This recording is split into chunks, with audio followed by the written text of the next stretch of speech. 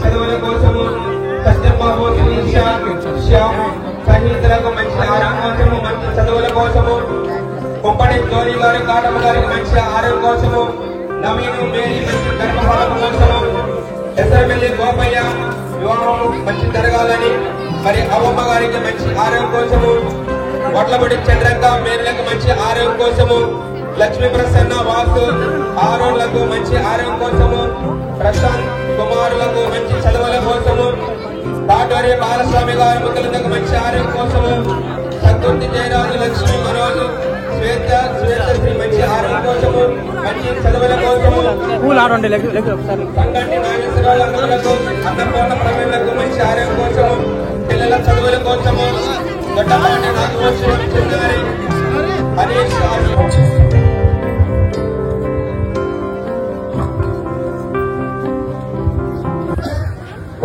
కారణమూర్తి, ఇదిగో మేము మీ సన్నిధిలో చేసేటటువంటి మా దీన ప్రార్థనలు మీరు ఆలకించి మా గ్రామస్తుల విచారణ వారినందరినీ కూడా పేరు పేరున దీవించమని ప్రార్థిస్తూ ఉన్నాం.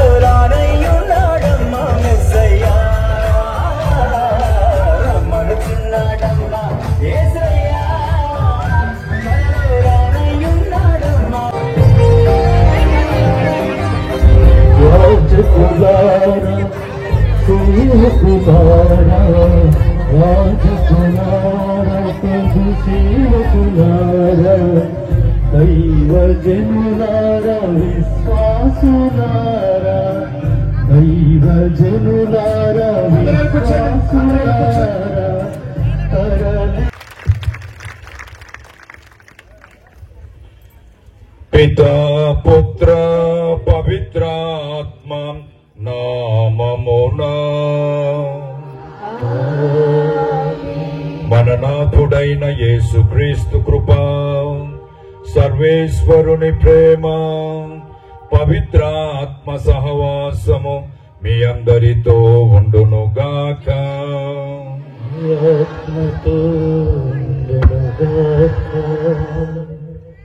క్రీస్తునాథుని ప్రభునాథుని యందు మిక్కిలి ప్రియమైన సహోదరి సహోదరులారా, తపస్కాలంలో, కృపాకాలంలో, పాస్కాయుక్త కాలంలో మనము 5వ ఆదివారంలో ప్రవేశించాం. 40 రోజుల ఈ యొక్క సుదీర్ఘ ధ్యాన వడకాన్ని అనేక విధాలుగా మనము దేవునికి సన్నిహితులం కావాలి అని, మన యొక్క వ్యక్తిగత, కుటుంబ, సమాజ, సంఘ జీవనములో మార్పు రావాలని, మన దుర్గుణాలన్నీ తొలగిపోవాలని, మనం అందరం అన్యోన్యంగా, ఐకమత్యంగా, సంఘీభావంతో జీవించాలి అని ప్రయత్నం చేస్తూ ఉన్నాం. పాస్కా పండుగకు అతి సమీపంలో ఉంటున్నాం. కాబట్టి ఈరోజు ఇంతమంది ఈ యొక్క పవిత్ర ప్రాంగణములో చేరి చేసేటటువంటి పూజా బలి, ప్రార్థనలని దేవుడు ఇతోధికంగా దీవిస్తారు. కాబట్టి మనం కళ్ళు మూసుకొని మనం చేసినటువంటి తప్పిదాలని, పాపాలని గుర్తు చేసుకొని ప్రభు యొక్క క్షమాపణ వేడుకుందాం.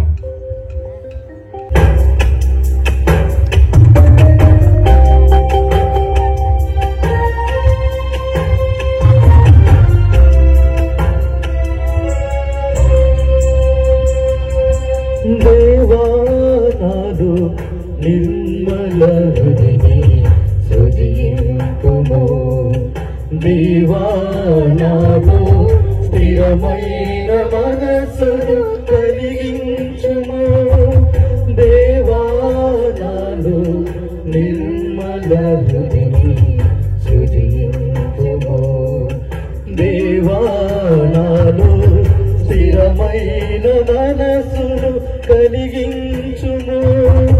నీ సన్నిధి నుండి నన్ను గెంటివేయకయ్యా, నీ సన్నిధి నుండి నన్ను గెంటివేయకయ్యా, నీ ఆత్మను నా నుండి తీసివేయకయ్యా, నీ ఆత్మను నా నుండి తీసివేయకయ్యా. యేసయ్యా, యేసయ్యా, ఈ పాపి మనసును మార్చుమయ్యా. యేసయ్యా, యేసయ్యా, ఈ పాపి మనసును మార్చుమయ్యా. దేవానాలు నిర్మల హృదయే సృజింపుము, దేవానాలు స్థిరమైన మనసును కలిగించుము.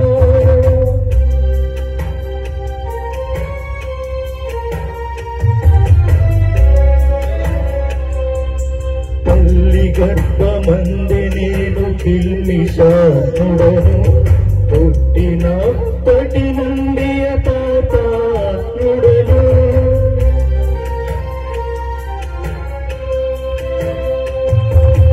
తల్లి గర్భమంది నేను కిల్మిషానుడను, పుట్టినప్పటి నుండి అపాపాత్ముడను.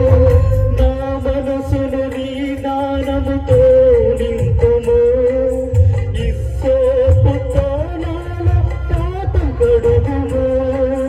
నా మనసును నీ జ్ఞానముతో నింపుము, ఇస్సోపుతో నాల పాపం కడుగుము. హిమము కంటే తెల్లగా నన్ను మార్చుము, నీ రక్షణానందము నాకు వచ్చుము. సర్వశక్తి గల సర్వేశ్వరుడు మనకు దయచూపి మన పాపములను మన్నించి మనల్ని నిత్య జీవమునకు చేర్చుదురుగాక. ఆమేన్. ప్రభువా దయచూపండి, ప్రభువా దయచూపండి, క్రీస్తువా దయచూపండి, క్రీస్తువా దయచూపండి, ప్రభువా దయచూపండి. ప్రభువా దయచూపండి. ప్రార్థించుదము.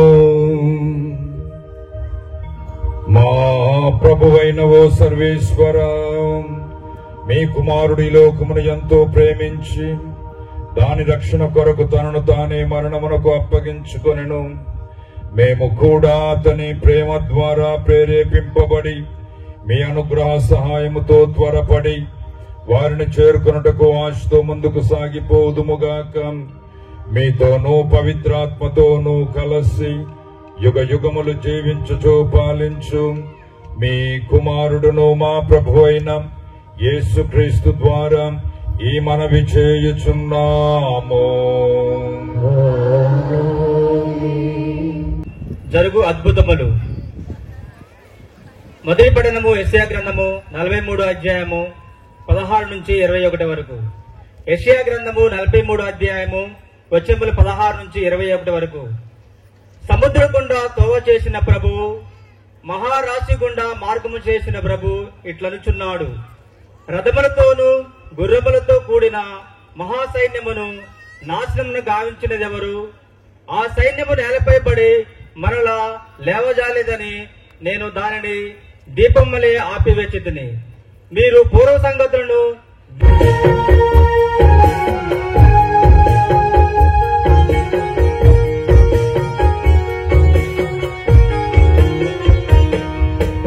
దేవా నీ ఒక్క మాట పలికిన చాలునయ్యా నా జీవిత. 2వ అధ్యాయము పవిత్ర వచనములు 8 నుంచి 14 వరకు.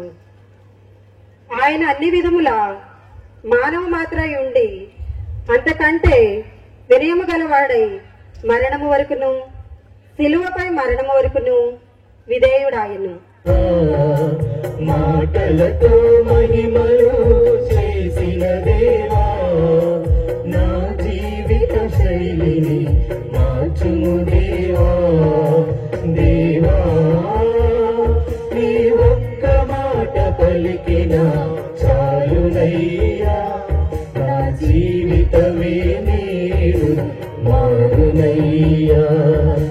దేవా నీ ఒక్క మాట పలికిన చాలునయ్యా నా జీవితమే నీరు మారునయ్యా. నీ ఆత్మతో ముందుగా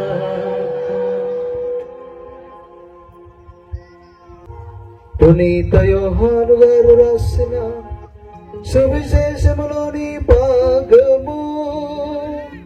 ప్రభువా నీకు మహిమ కలుగును గాక.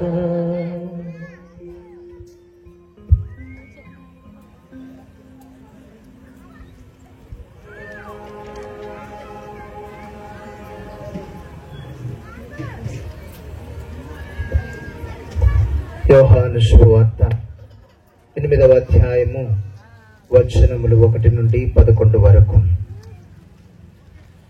యేసు ఒలీవు పర్వతమునకు వెళ్ళెను. తెల్లవారగనే ఆయన దేవాలయమునకు రాగా ప్రజలు ఆయన వద్దకు వచ్చిరి. ఆయన కూర్చుండి వారికి బోధింపసాగెను. అప్పుడు ధర్మశాస్త్ర బోధకులు, పరిసయ్యులు వ్యభిచారమున పట్టుబడిన ఒక స్త్రీని తీసుకొని వచ్చి అందరి ఎదుట నిలువబెట్టి, బోధకుడా, ఈ స్త్రీ వ్యభిచారమున పట్టుబడినది. ఇటువంటి స్త్రీలను రాళ్లతో కొట్టి చంపుడని మోషే ధర్మశాస్త్రమున ఆజ్ఞాపించెను. ఈమె విషయమై నీవు ఏమందువు అనిరి. వారు యేసు మాటలలో తప్పుపట్టి ఆయనపై నేరారోపణ చేయుటకై ఇట్లు అడిగిరి. యేసు వంగి ప్రేలితో నేల మీద వ్రాయసాగెను. వారు పదే పదే అడుగగా ఆయన లేచి, నీలో పాపము చెయ్యని వాడు మొట్టమొదట ఆమె మీద రాయి వేయవచ్చును అని చెప్పి మరల వంగి నేల మీద ప్రేలితో రాయసాగెను. ఆ మాటలు విని అచట ఉన్నవారు పెద్దలు మొదలుకొని ఒకరి వెంట ఒకరు వెళ్ళిపోయిరే. క్రీస్తునాథుని యందు మిక్కిలి ప్రియమైన సహోదరి సహోదరులారా, గత కొన్ని రోజులుగా మీరు దేవుని యొక్క జీవ వాక్కును వింటున్నారు. ఆ దేవుని యొక్క జీవ వాక్కు వినటం మాత్రమే చాలదు, దాన్ని ఆచరణలో పెట్టాలి అన్నది దేవుని యొక్క అభీష్టం. వాక్యాన్ని చదవటం, ధ్యానించటం, దాన్ని ప్రార్థించటం, దాన్ని ఆచరణలో పెట్టటం అనేది చాలా ముఖ్యం. కాబట్టి దేవుని యొక్క వాక్యాన్ని మనం జీర్ణించుకుంటే అది మన జీవిత విధానములో ఎటువంటి మార్పు తీసుకొస్తుంది అన్నది మనం చూడాలి. ఇశ్రాయేలు జనం దేవుని చేత ప్రత్యేకించి ఎంపిక చేసుకోబడినటువంటి జాతి. చుట్టూ ఉన్నటువంటి అన్యులకు దేవుని యొక్క ప్రేమను చూయించాల్సినటువంటి జాతి. వీరు ఐగుప్తు దాస్యములో నుండి విడుదల చేయబడినప్పుడు యెషయా ప్రవక్త దాన్ని గుర్తు చేస్తూ ఉన్నాడు. ఏంటి అనంటే, మోయూజుని యొక్క నాయకత్వంలో ఐగుప్తు బానిసత్వంలో మ్రగ్గిపోతున్నటువంటి జనాన్ని ఎడారి గుండా నడిపించడానికి మొట్టమొదట ఎర్ర సముద్రాన్ని 2 పాయలుగా చేసి పొడినేల మీద గల దాని వల్లే నడిచిపోయేటట్లుగా యావే ప్రభు చేశారు. అదే మనం ఈ రోజు ఉన్నటువంటి మొదటి పట్టణం. సముద్రము గుండా త్రోవ చేసిన ప్రభువు, మహాజలరాశి గుండా మార్గం చేసిన ప్రభువు ఇట్లా అనుచున్నాడు. ప్రియమైన సహోదరి సహోదరులారా, దేవునికి అసాధ్యమైంది ఏదైనా ఉందా? ఎర్ర సముద్రము లాంటి సముద్రాన్ని, ఆ జలరాశిని వాళ్ళు త్రోవ చేసి ఆ ప్రక్క నీళ్లు నిలిచి ఈ ప్రక్క నీళ్లు నిలిచి పొడి నేల అయి వారు నడిచి, ఇజ్రాయేలు జనము ఆ సముద్రాన్ని కూడా మరిచిపోయి పొడి నేలగా ఉంటే దాని మీద నడిచి ఆవలి వైపుకు వెళ్లేదానికి దేవుడు ఆస్కారం అవకాశం కల్పించారు. అయితే వాళ్ళ తరువాత వచ్చేటటువంటి ఐగుప్తీయులకు వాళ్ళు వచ్చే లోపల ఇదంతా కూడా మళ్లీ సముద్రం అయిపోయింది. అదొక అద్భుతం. మళ్లీ సముద్రం అయి సైన్యము, సైన్యాధిపతులు, రథాలు, గుర్రాలు అన్ని కూడా ఆ సముద్రంలో కొట్టుకొని పోయాయి. నువ్వు నమ్ముకున్నటువంటి దేవుడు, నువ్వు విశ్వసిస్తున్నటువంటి దేవుడు, నువ్వు ప్రార్థించేటటువంటి దేవుడు నిన్ను అన్ని కష్టాల కడలిలో నుంచి విమోచించగలిగినటువంటి శక్తి కలిగినటువంటి దేవుడు. ప్రియమైన సహోదరి సహోదరులారా, మనం అనుకోవచ్చు, మేము దీనులము, హీనులము, బాప్తిస్మం తీసుకున్నాము, మాకు ఆ రాయితీలు లేవు, ఈ రాయితీలు లేవు, మేమంతా కూడా కష్టాలలో ఉంటున్నాము అని కొన్నిసార్లు మనం ఆవేదన చెందుతూ ఉంటాం. కానీ మనులు మాణిక్యములు ఎన్నున్నా, మేడ మిద్దెలు ఎన్నున్నా, మదిలో యేసుడు లేకున్నా అన్ని ఉన్నా అది సున్నా. మీకు ఈ ప్రపంచంలో ఏమీ లేకపోయినప్పటికీ కూడా నీ యొక్క మనసులో యేసయ్య ఉంటే, ఆయన మరణం ఉంటే, ఆయన ధ్యానం ఉంటే, ఆయన గురించి తలంచుకుంటూ ఉంటే సర్వ ఐశ్వర్యాలు నీకు వస్తాయి. నీ యొక్క వ్యాధులు గుణపడతాయి, నీ బాధలు తొలగిపోతాయి, నీ అవసరాలు తీరుతాయి, నీ సమస్యలు వెళ్లిపోతాయి. మీరందరూ కూడా అన్యోన్యంగా ఐకమత్యంగా సంఘీభావంతో జీవించేదానికి యేసయ్య మీకు తన యొక్క దారిని సుగమం చేస్తారు. కనుక ప్రియమైన సహోదరి సహోదరులారా, ఫిలిప్పీలకు రాసినటువంటి లేఖలో 3వ అధ్యాయములో పౌలు రాస్తూ ఉన్నాడు. ఏమని? నాకు యేసయ్య ఉంటే చాలు, ఇక ఈ లోకములో ఎటువంటి ఐశ్వర్యాలు నాకు అక్కర్లేదు, ఎటువంటి పదవులు హోదాలు నాకు అక్కర్లేదు. నాలో దేవుడి కోసం, ఆయన ప్రేమ కోసం, ఆయన ఆశీర్వాదం కోసం సమస్తాన్ని వ్యర్థముగా పరిగణిస్తూ ఉన్నాను, నాకు ఇవన్నీ కూడా అవసరమే లేదు అని అంటున్నాడు. కనుక ప్రియమైన సహోదరి సహోదరులారా, మొదటి పట్టణంలో మీరు పూర్వపు సంగతులను జ్ఞప్తికి తెచ్చుకొనవలదు. నేను అనగారిన జనములో నుంచి వస్తున్నాను, పేదవాడిగా పేదదానిగా ఉంటున్నాను, మాకు ఇల్లు లేవు, వాకిలు లేవు, ఉద్యోగాలు లేవు, పదవులు లేవు, హోదాలు లేవు, డబ్బు సంపాదన లేదు, ఆస్తిపాస్తులు లేదు అని మనల గురించి మనము పెదవి విరచాల్సినటువంటి అవసరం లేదు. జ్ఞాన స్నానం వలన మనందరం కూడా దేవుని యొక్క బిడ్డలుగా మారుతూ ఉన్నాం. ఆ దేవుడు ఎటువంటి దేవుడు? ఆకాశాన్ని భూమిని అందున్న సర్వస్వాన్ని కలగజేసినటువంటి దేవుడు. ఈ సర్వ సృష్టి మీద అధికారం ఉన్నటువంటి దేవుడు, తన యొక్క వాక్కు చేత సర్వాన్ని కలగజేసినటువంటి దేవుడు. అటువంటి దేవునికి క్రీస్తు ద్వారా ఈ మనవి చేయుచున్నాము.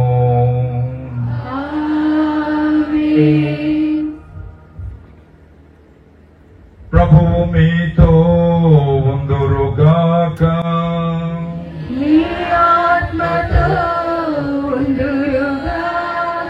మహత్వమును పొగడుచున్నారు, అధిపతులు ఆరాధించుచున్నారు, శక్తివంతులు వణకుచున్నారు, పరమండలమందలి బలవంతులను ఆనంద పరవశులైన భక్తి జ్వాలకులును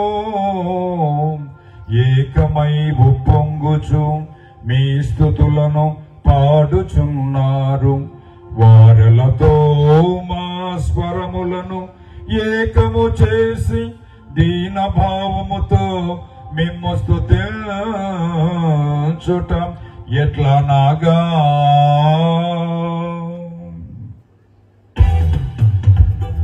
పవిత్రుడు పవిత్రుడు పవిత్రుడు మన ప్రభువు, పవిత్రుడు పవిత్రుడు పవిత్రుడు మన ప్రభువు, దయాధిపతైన సర్వేశ్వరుడు. పవిత్రుడు పవిత్రుడు పవిత్రుడు మన ప్రభువు, పరలోకమును భూలోకమును మీ మహిమతో నిండి ఉన్నవి.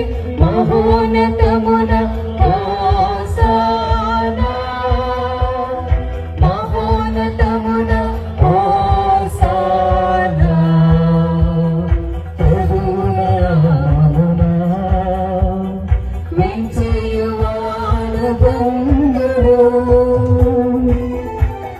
మహోన్నతమున హోసానా, మహోన్నతమున హోసానా, హోసానా, హోసానా, హోసానా.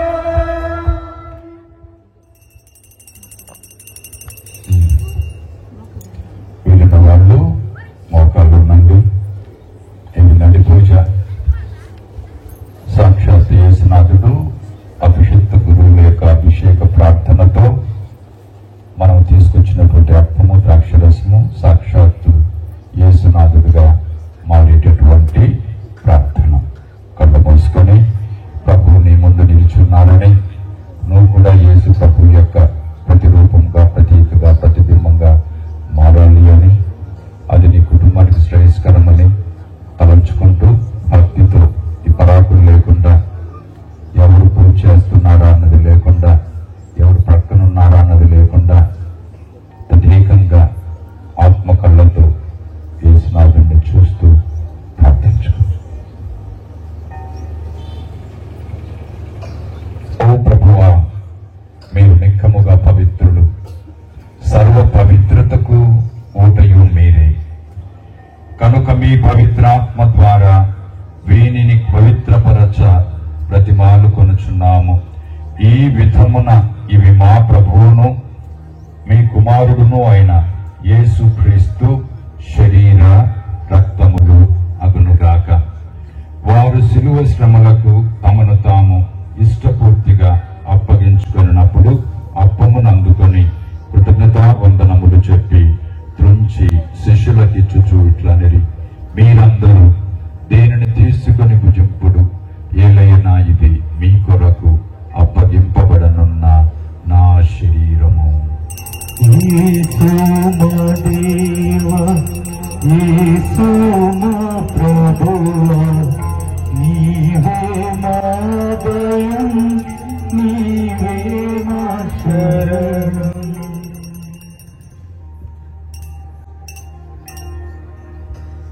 ఆ విధముననే భోజనానంతరము పాత్రమునందుకొని మరలా మీకు కృతజ్ఞతా వందనములు చెప్పి శిష్యులకిచ్చుచూ ఇట్లనేది, మీరందరూ దీనిని తీసుకొని దీని నుండి పానము చేయుడు, ఏలైనా ఇది నూతన నిత్య నిబంధన యొక్క నా రక్తపు పాత్రము, ఇది మీ కొరకును అనేకుల కొరకును పాప పరిహారమునకై ధారపోయబడును, దీనిని నా జ్ఞాపకార్థము చేయుడు.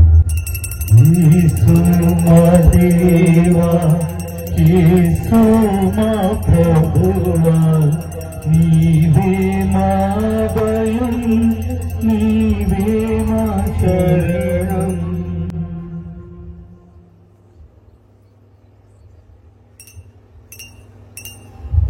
ఇది విశ్వాస రహస్యము. యేసురా, నీ మరణమును ప్రకటించెదము, నీ ఉత్థానమును చాటెదము. మీరు మరలా వచ్చు వరకు మేము వేచి ఉందుము, మేము వేచి ఉందుము. కనుక తండ్రి క్రీస్తు మరణమును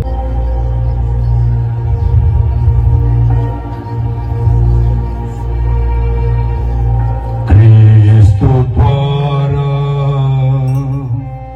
క్రీస్తుతో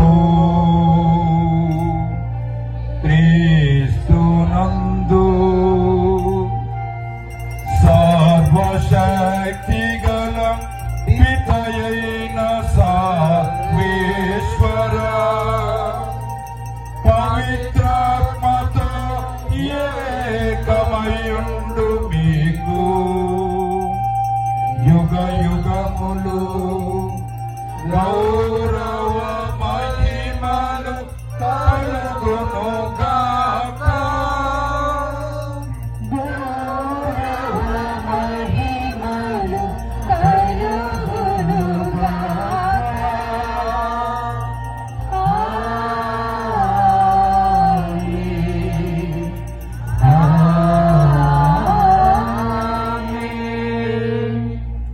నామము పొందుపడినాక మీ రాజ్యము వచ్చునుగాక, మీ చిత్తము పరలోకమందు నెరవేరినట్లు భూలోకమందు నెరవేరునుగాక.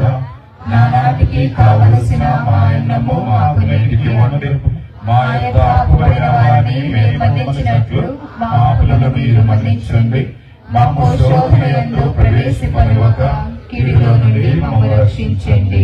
ప్రభువా చేయుటకు ప్రభువు మనలో వేచి చేస్తున్నాడు. విశ్వాసంతో ప్రార్థన చేసుకుంటాం.